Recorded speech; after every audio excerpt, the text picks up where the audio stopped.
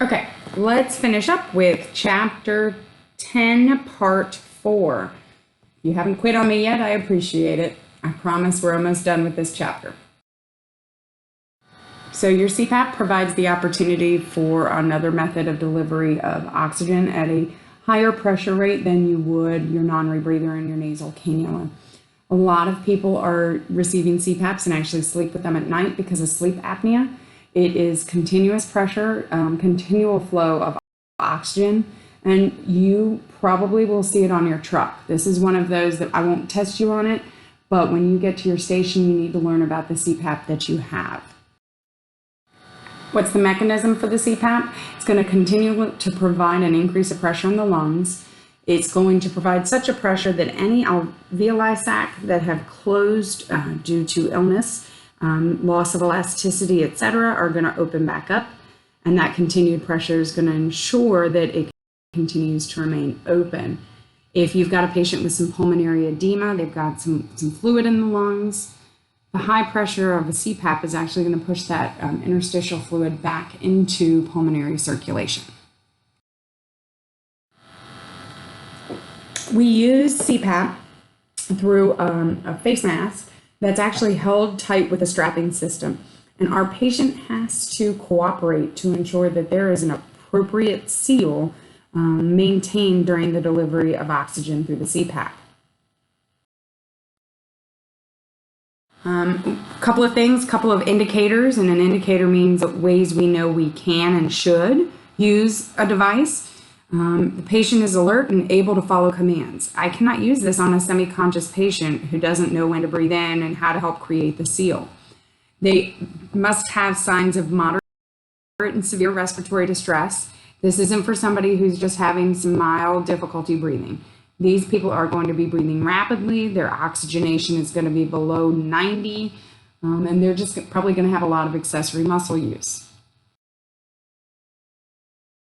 Who do we not use it on? Well, someone who's in arrest. Remember, respiratory arrest means that they're not breathing. In order to create that seal, the patient has to be able to help, which means they have to be able to breathe. Anybody who has a pneumothorax or chest trauma, because we don't want to build up that pressure in the chest cavity that's already struggling or already facing some damage and some issues. Tracheostomies, because if you force air into the mouth of somebody who has a surgical opening in their neck, where's it going to come out at? Their neck. Vomiting, again, you get somebody who actively vomits in the middle of using a CPAP, they're going to actively put that vomit right into their lungs. And we don't want that. It's gross. So we create the resistance, creates a back pressure when applied appropriately. And that back pressure ensures that the smaller airway structures, the alveoli sac, stay open. So one of the things with patients who have emphysema and chronic and COPD is that their alveoli sac will close, and the alveoli sac will then stick together and not be functional anymore. But putting the CPAP on, we're forcing pressure to maintain the alveoli sac open.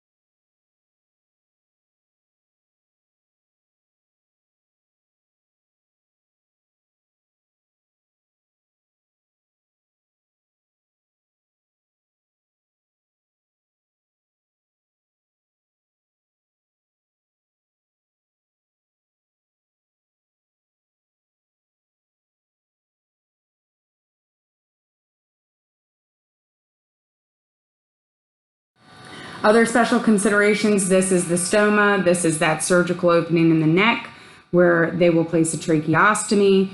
Some patients, if they're healthy enough, they'll have the tracheostomy removed, so that stoma will still be there.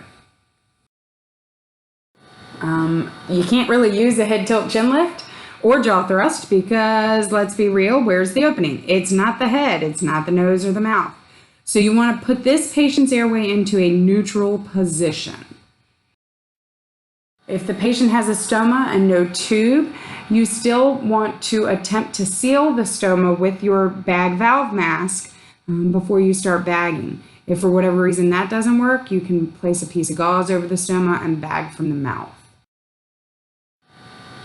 Foreign body airway obstruction. Guys, there's nothing in the EMT program that is different in foreign body airway obstruction than you learned in CPR class. You've got to keep in mind that full foreign body airway obstruction when untreated is going to lead to death. Period. End of sentence. If you cannot remove the obstruction and open the airway, your patient will not get oxygen. Most of the time in kids, it's happening because everything they touch, they want to taste regardless of the size. And that's why we really stress to parents, some of the community outreach you can do is about cutting up food and making sure things are out of a kid's reach. The other concern is if what they put into their mouth is a hazard. So it's a button battery, it's a magnet, it's a coin that becomes too large. The tongue, of course, in your unconscious patient is going to be the most common obstruction. I've said that plenty. That's why when they're unconscious, that oral airway insertion is key. But you also have a problem when you've got conscious patients who, due to infection, due to swelling from an allergic reaction, the tongue actually becomes a problem for them even when they're conscious. And that's where we need to look at the nasal airway. And then when they do become unconscious, it's possible that because the tongue is so swollen, they won't be able to actually insert an oral airway at that time. So again, just because they're unconscious doesn't mean you shouldn't use a nasal airway as well as an oral airway. Early recognition is crucial. Remember those signs and symptoms associated with foreign body airway obstruction, the hands across the throat, that we teach the choking sign. The problem is that while it might have been an early recognition, if you're going by ambulance, by the time you get there, it's either too late and they're now unconscious, or because of the dispatcher, it's possible that they've already removed the obstruction and you may never actually know what it was they were choking on. Mild airway obstructions, you're going to have poor exchange, but there will be some. So you might hear some gasping, some noisy respirations. There is some air movement. We want to treat immediately, but we're not going to be doing the Heimlich maneuver on these patients. It can actually make it worse.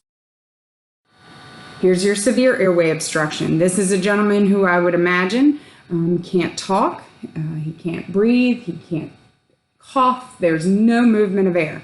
And that right there, folks, is the universal sign of choking. You want to provide immediate assistance to a conscious patient, recognizing that if you cannot remove the foreign body with an appropriate maneuver, then they're probably going to become unconscious, and you need to be prepared for that as well.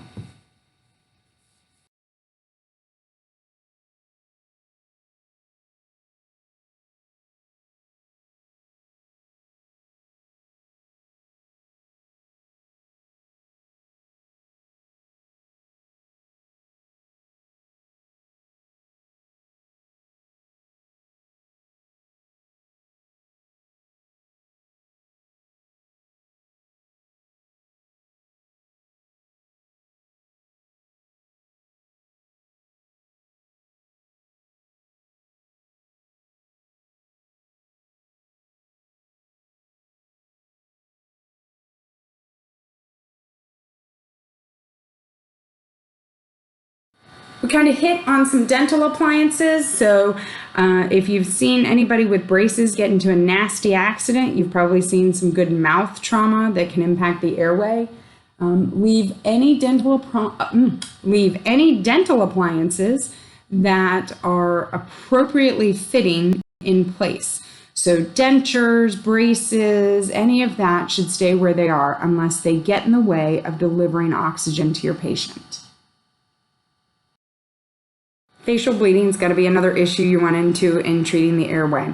So anybody who has ever cut their face while shaving, you know that there is a significant amount of blood that flows around the face and the head. You've ever shaved your head and cut your head, you know you're going to bleed for a while and you feel like you're going to die. Promise you, well, you may not.